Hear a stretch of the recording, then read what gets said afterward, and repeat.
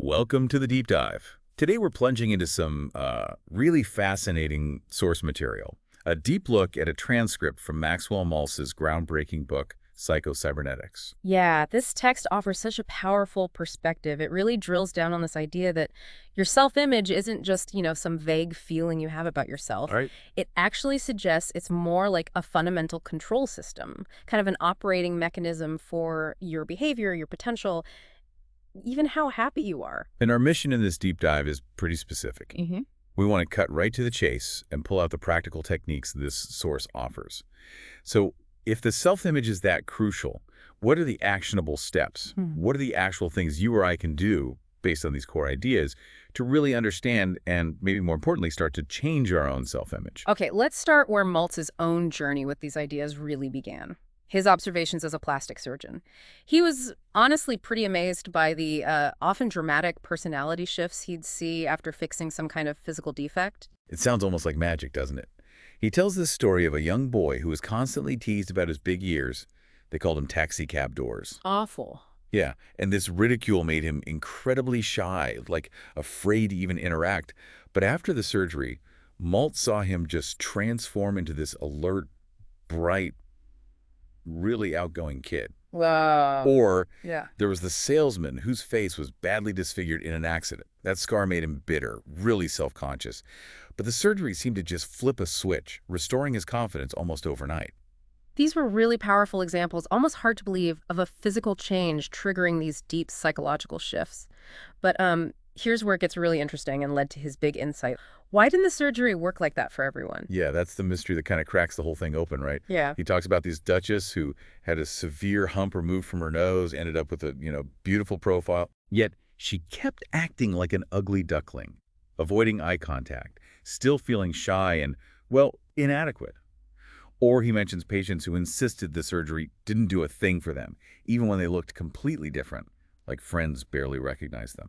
And that is the key, isn't it? The scalpel itself, it wasn't the magic wand. The real fundamental change only happened if the physical correction also led to a correction in the self-image. Ah, okay. That internal picture they held of themselves, that was the true thing, determining their behavior and their confidence. It makes so much sense when you think about the other examples in the source, like those German duelists who would proudly show off their saber scars as symbols of honor. Right, badges of courage. Exactly. A scar isn't inherently good or bad. It was the meaning they attached to it, based on their existing self-image, that really mattered. The salesman's scar became this object of shame, making him withdraw. While the duelist's scar was a source of pride, boosting his standing. Yeah, it's fascinating how our internal self-image acts like this filter. It processes everything: physical features, things people say, experiences, and assigns meaning based on that picture we already have inside. So how does this source actually define a healthy, or what it calls an adequate and realistic self-image? What does that look like? Well, it kind of boils down to finding yourself acceptable to yourself. Okay. It's about having, wholesome self-esteem, a sense of self you can actually trust, believe in, and feel free to express creatively instead of feeling like you need to hide parts of yourself. So it's not about being narcissistic or anything? No, not at all. It's described as a reasonable approximation of reality, knowing your strengths, knowing your weaknesses, but without massive distortion either way. And the practical impact of having that kind of internal image. Well, the source says when your self-image feels intact, secure, you naturally feel good, you feel confident, free to just be yourself, and you function, at your best. And the flip side. Conversely, when you see it as something shameful or mutilated, as the text puts it, you tend to hide it. You block creative expression, maybe become defensive or even hostile. And those dramatic psychological shifts Maltz saw in some surgery patients. They only happened when the surgery helped fix a mutilated self-image. He even observed how a distorted self-image could linger, almost like the physical sensation of phantom limb pain after someone loses an arm or leg. Wow, like a ghost of the old image. Exactly. And this big realization is what led Maltz to shift his focus. Around 1945, he wanted to offer what he called a psychological, emotional, and spiritual facelift. Oh, okay. Basically, teaching people how to redirect their own attitudes and thoughts, because he realized surgery alone wasn't enough if that internal programming stayed the same. And this brings us right to the core cybernetic concept the book introduces. The idea that your brain and nervous system function like a sophisticated servo A mechanism. fur mechanism. Yeah, think of it like an automatic goal-seeking machine, like a self-aiming torpedo or maybe a heat-seeking missile locked onto a target. It just goes where it's aimed. So like a built-in guidance system, kind of like animals have instincts, but maybe much more complex in us humans. Precisely. And here's the really critical distinction the source makes. This automatic mechanism can operate as an automatic success mechanism, or it can be an automatic failure mechanism. Okay, so what makes the difference? It's all about the marching orders, the programming it receives. And that programming, to a huge extent, comes directly from your self-image. Right. So if we have this incredible automatic machinery inside us, how do we, with our conscious minds, actually interact with it? The source points to something uniquely human that animals don't quite have in the same way: creative imagination. This is where the sort of formula outlined in the book comes in. Your conscious mind makes a decision, sets a desire, maybe a goal. Then you use your imagination to communicate a really clear goal or target to the system. This vivid mental picture directly impacts your self-image. And that altered self-image then sends the necessary work order instructions to your automatic servo mechanism. Exactly. And imagination, the source, really stresses this, isn't just for artists or writers. It's creative in everything we do. Like the examples he gives? Yeah, like Howard Schultz vividly imagining the entire Starbucks coffeehouse experience, the smells, the sounds, the feel, not just planning a shot. Right, it was a whole sensory picture. Or Walt Disney's obsessive attention to detail in his theme park attractions. He was basically bringing an intensely imagined reality to life. These weren't just business plans. They were fully conceived, almost felt realities in their minds first. Absolutely. And the key distinction the source makes here is between just aimless daydreaming and purposeful imagination. Purposeful imagination is the tool, the really potent tool you use to effectively program your self-image and as a result direct your automatic mechanism towards the outcomes you actually want. All right, so let's dive into some of these practical techniques from the source material, really focusing on what you can actually do. Building on this idea that the automatic mechanism needs a clear target. One of the first techniques Maltz highlights is mental picturing and rehearsal. Yeah, it's that principle the golf instructor Alex Morrison stated in the book. You must first clearly see a thing in your mind before you can do it. Okay. When you can vividly picture the target, the successful outcome, your creative success mechanism has something clear to aim for. And often, it can guide you much better than just conscious effort or trying to force it with willpower. Because if you're straining with willpower while secretly picturing everything going wrong, You're creating conflict. Yeah. Yeah. The advice is relax. Hold that clear picture of the target, the desired outcome in your mind, and sort of allow the automatic mechanism to do its job. and for changing your personality or your self-image itself. This translates directly. Form a clear, vivid picture in your imagination of the person you want to be. Really see yourself succeeding in that new role, acting that way, feeling that way.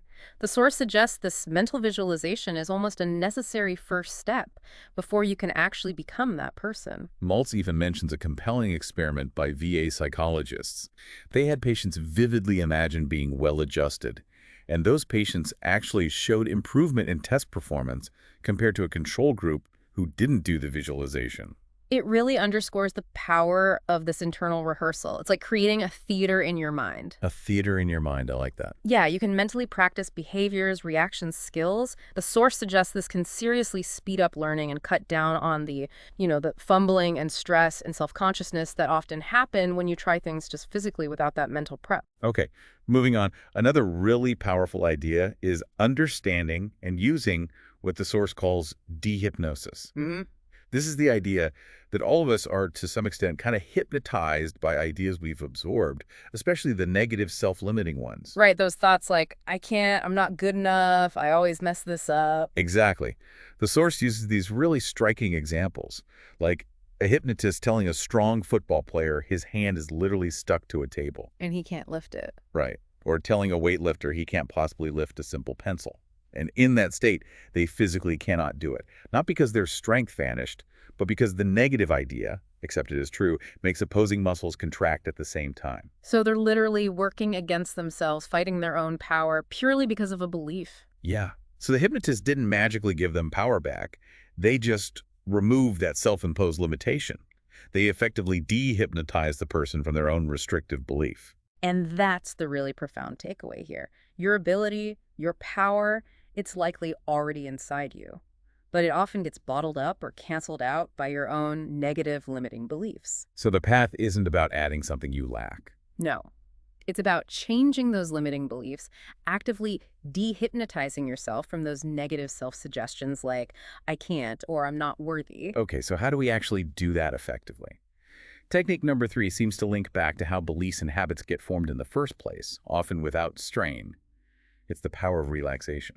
That's right. Since both good and bad beliefs, good and bad habits, often take root without us consciously struggling or using willpower, the source argues that changing them, cultivating new, empowering beliefs and habits, works best when you're in a relaxed state.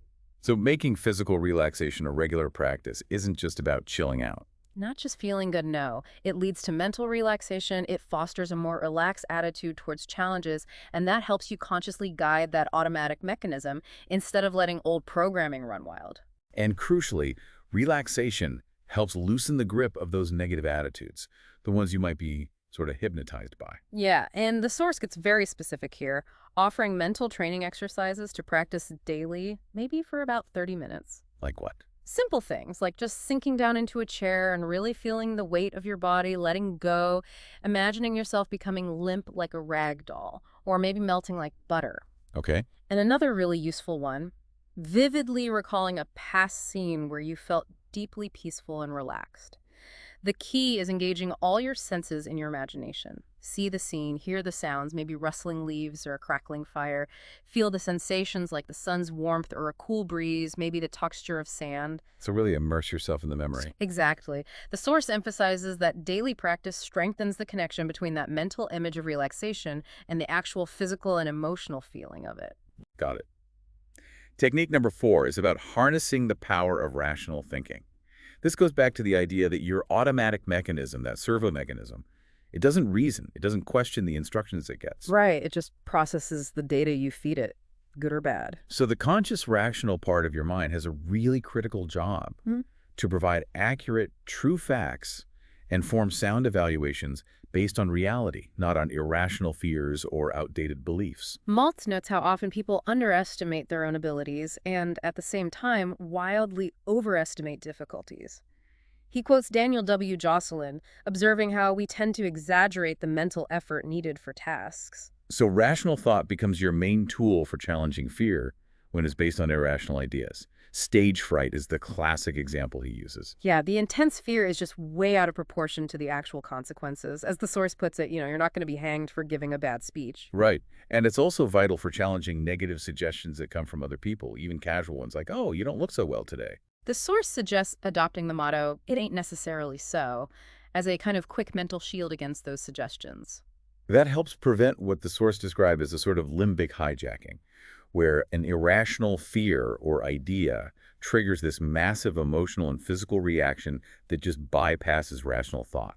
Like the example of someone going on a crash diet after gaining only 3 pounds just because someone casually remarked on their weight. That reaction is driven by perception and fear, not a rational assessment of the situation. So rational thought is like your internal self-coaching session. It lets you interrupt those overreactions. And it also helps you challenge those illogical conclusions we sometimes jump to, like thinking, well, I failed once at this, so I'm definitely going to fail again.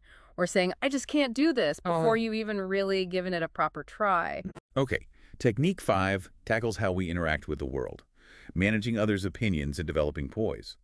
The source argues that consciously trying too hard and being excessively concerned about what other people think, what it calls others' consciousness, actually inhibits your creative mechanism. It gums up the works.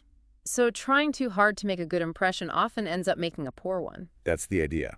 The counterintuitive insight is that the best way to make a good impression is often not to consciously try, or to constantly be wondering, how are they judging me? So what's the alternative? The source suggests shifting your focus inward.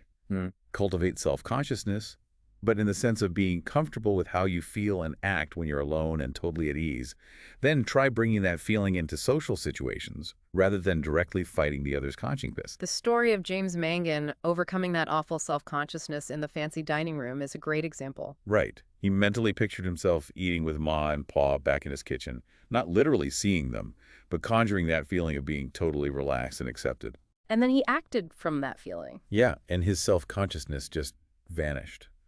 Albert Edward Wiggum had a similar realization. He said his problem wasn't a lack of self-consciousness, but too much others' consciousness. Learning to genuinely disregard what others thought, within reason obviously, was incredibly freeing for him. And that ability to disregard is key to developing what the source calls poise. J. Peterman's observation really nails it. Realizing most people are just busy keeping up their own appearances makes their approval seem suddenly much less important. It's true. We often obsess over little remarks way more than the person who made them ever did.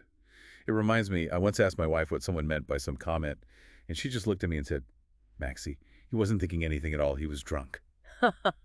A good reminder. Our internal processing can be way over the top. Exactly. And Jennifer Capriati's tennis comeback is cited too. She talked about how stopping caring what people thought about her struggles, and crucially, stopping believing the negative things she thought about herself, was key to getting her game back.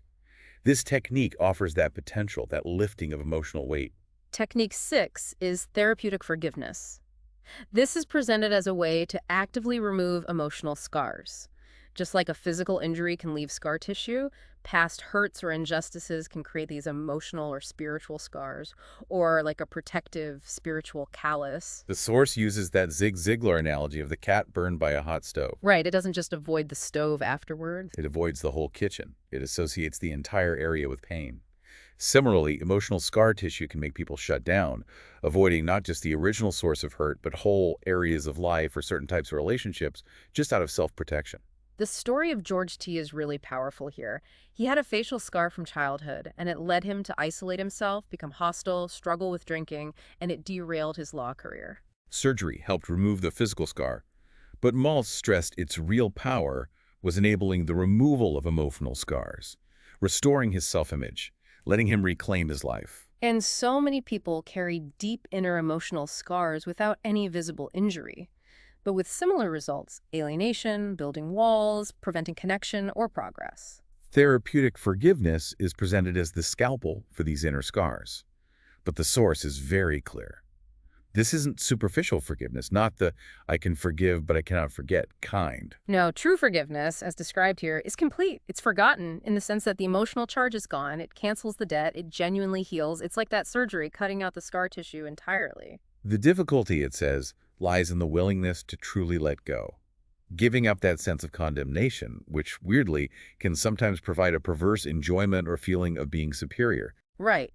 The source suggests true forgiveness ultimately happens when you reach a point where you see there was fundamentally nothing to forgive, meaning you shouldn't have condemned or hated the other person in the first place, maybe recognizing their own issues or limitations. And it offers a concrete practice. Choose one or two people you resent and actively work towards truly forgiving them. This includes forgiving yourself, too, for past mistakes. The instruction is to banish the resentment whenever it pops into your head. Maybe spend 30 minutes daily for, say, 21 days, using your imagination to visualize releasing it, letting it go, feeling the healing. Okay. Technique 7 loops back to the core design of our internal mechanism: goal setting and recalibration. The source really emphasizes that we humans are fundamentally engineered as goal-seeking organisms. We actually need obstacles to overcome and goals to strive for to feel satisfied and happy. It uses the analogy of riding a bicycle. Yeah, you only maintain equilibrium, stay upright when you're moving forward towards a destination, a goal. So a lack of worthwhile goals is seen as a major cause of dissatisfaction, leading to that feeling of life is not worthwhile. The prescription is pretty straightforward, but deep. Get a goal worth working for, something to engage your energy and focus. Always have something ahead to look forward to, cultivating what it calls nostalgia for the future. Nostalgia for the future, I like that. Maltz suggests this forward focus is key to staying youthful, vibrant. Even your body functions better when you're goal-driven. Retirement without meaningful goals, he notes, can be really detrimental because you essentially retire from life itself. And the source also mentions the importance of impersonal goals, things like helping others, not just personal achievements. Then there's recalibration. This is introduced as a vital skill for navigating life's inevitable changes and challenges. It's about being able to reset your sights on appropriate new targets when things change or you face setbacks. The executive promotion example shows this well. One insecure person sees the new role as this crushing burden, the straw that broke the camel's back. Another person, with a healthier self-image and the ability to recalibrate their approach, rises to the occasion. The difference isn't always raw ability, but that internal image and the capacity to adjust their targets. Like sports coaches having to recalibrate expectations and strategy after a loss. And the source adds that honestly acknowledging negative behavior, admitting, okay, something smells here and it's my own behavior, is a crucial first step to recalibrating and moving forward cleansed. Technique 8 offers a remarkably simple but really potent internal tool, the I am the kind of person who mantra. The source points out how incredibly revealing and powerful this phrase is because it taps right into the core of your self-image. How so?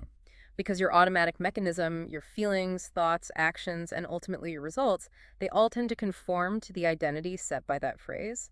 I am the kind of person who defines who you are, and your system works to make that true.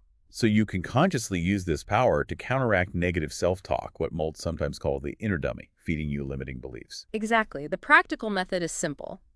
Identify the negative self-talk, like I'm always late or I panic under pressure. Then consciously change it into a positive affirmation, starting with, I am the kind of person who... So instead of I'm terrible at planning, maybe, I am the kind of person who effectively plans the day ahead. Or instead of I always choke, maybe I am the kind of person who stays calm under pressure, even for health habits. I am the kind of person who prefers fresh fruit. and then you just repeat this new positive affirmation. Yeah, repeat it as a personal mantra, especially when self-doubt pops up, until it starts to become a more automatic, natural response. It's about consciously defining the identity you want. Okay, technique 9 is cultivating the winning feeling. This is built on a really critical insight from the source. Your nervous system fundamentally cannot tell the difference between a real experience and one that is vividly imagined. That is such a powerful idea. Just let that sink in. Your automatic mechanism operates based on what it believes is true, and that includes scenarios you just create vividly in your imagination. So if you spend your time picturing failure over and over, vividly, You'll tend to experience the feelings and physical responses of failure, tension, anxiety, doubt. But if you hold your positive goal in mind and picture it vividly as already accomplished, you'll tend to experience winning feelings. like what kind of feelings? Things like self-confidence, courage, faith, optimism, that feeling of competence. And the winning feeling isn't just a nice bonus. The source suggests it's actually a sign that your internal machinery is set correctly for success.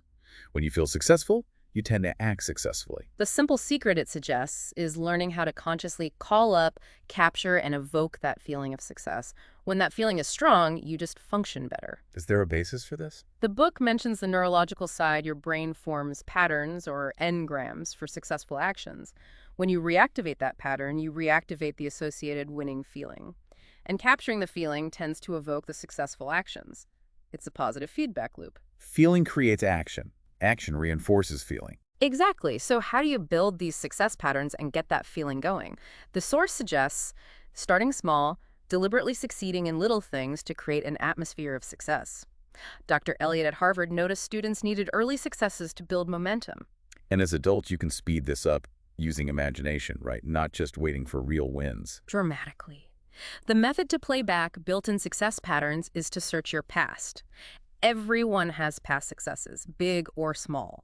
It's the feeling of satisfaction and capability that matters. Find a time you succeeded, felt good about it, and vividly relive that feeling. Maltz shares stories like J.C. Penney, who, after losing his fortune, started rebuilding by remembering his father predicting his success and really recapturing the feeling associated with that early belief. Or Les Giblin, overcoming his fear of public speaking by vividly imagining himself succeeding while calling up the feeling of confidence from smaller past wins. They essentially welded past successful feelings onto future imagined goals. So the advice is to actively search your personal history for these can-do indicators. Highlight them. Use them to convince your own self-image of your capabilities. Right. Once your self-image buys it, it sends the right instructions to your automatic mechanism. Shining a spotlight on your past successes actively builds that crucial winning feeling now. Okay, Technique 10 offers a really vital tool for dealing with stress: creating your mental foxhole. The source introduces this as a kind of psychological decompression chamber you build right inside your own mind. It uses Harry Truman's analogy of having a foxhole in his mind, a place for protection, for rest, for recuperation, especially from the constant stresses and pressures of daily life. Because life definitely brings stress. Yeah. The encouragement here is to actually invest time and imagination into deliberately constructing your own mental foxhole. A quiet, safe place in your mind where absolutely nothing can reach you or bother you. Maltz mentions a CEO who physically went to the Bronx Zoo to decompress, which is one way. But a mental foxhole is way more accessible.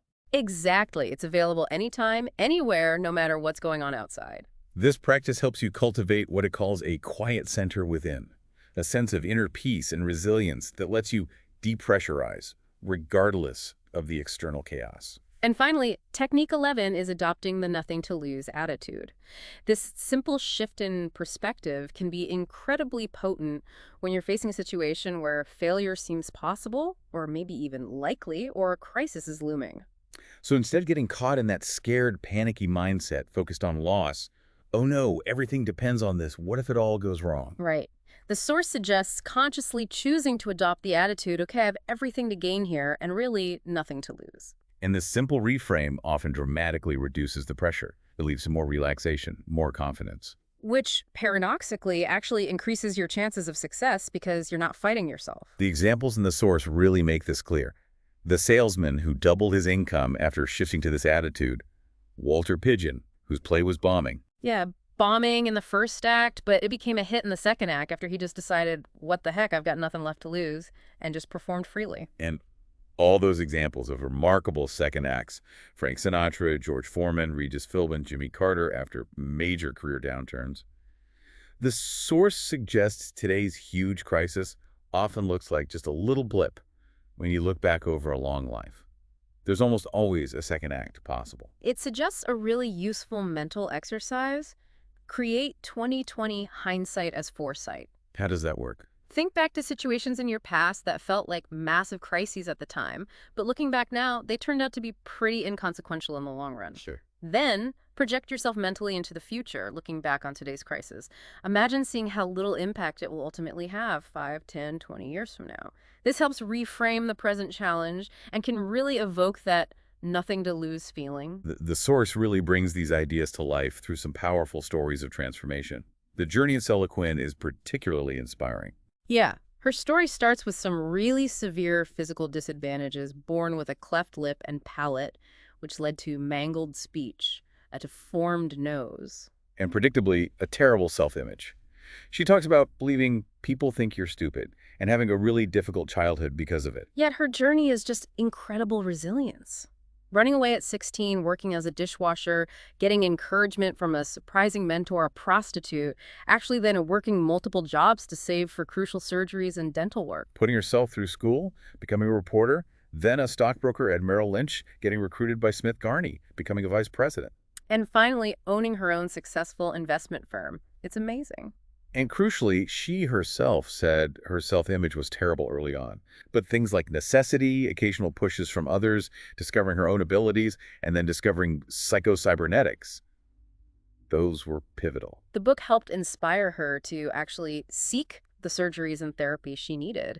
It helped her realize she wasn't permanently defined or held back by those childhood traumas. It allowed her to gain confidence and pride from her progress, understanding she wasn't defined by the past disadvantages, but by her trajectory going from 88 cents an hour to owning her firm. Her story and Maltz's own account of how the book literally turned his life around when he was flunking college and contemplating suicide.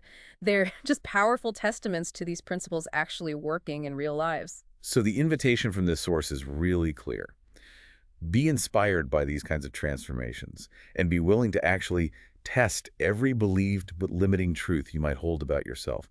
Take a look at your own self-image inventory. So just to quickly recap what we've dug into in this deep dive, the fundamental idea is that your self-image acts as this crucial operating system, directing your built-in automatic success mechanism. Right, and we've unpacked a whole toolbox of practical techniques from that core insight. Things like using mental picturing and rehearsal, harnessing the power of relaxation, employing rational thinking to challenge negativity. Managing the impact of others' opinions, practicing true therapeutic forgiveness, setting compelling goals for yourself, using those powerful "I am the kind of person who" affirmations. Cultivating that essential winning feeling, creating your own mental foxhole for resilience, and adopting that liberating, nothing to lose attitude when facing challenges. These aren't just abstract ideas. The source presents them as really powerful tools that essentially you already possess. Tools you can learn to use effectively to reshape your self-image and, as a result, reshape your life.